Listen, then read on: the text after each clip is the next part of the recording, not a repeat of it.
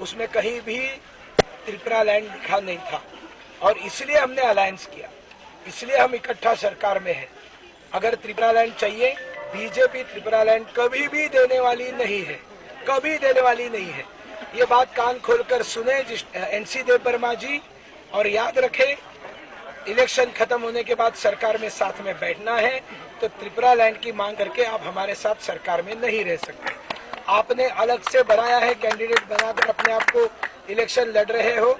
अब याद रखिए आने वाले टेरिटोरियल काउंसिल, डिस्ट्रिक्ट काउंसिल को नरेंद्र मोदी जी ने खत्म कर दिया, इसको टेरिटोरियल काउंसिल बनाया, इसको डायरेक्ट फंडिंग कर दिया। केंद्र सरकार फंड देगी, राज्य सरकार उसमें से आधेला भी नहीं रख पाएगा, सारा का सारा जनजाति को देना पड़ेगा। पूरे नॉर्थ ईस्ट में ये नरेंद्र मोदी जी ने कानून बनाया जनजातियों के लिए।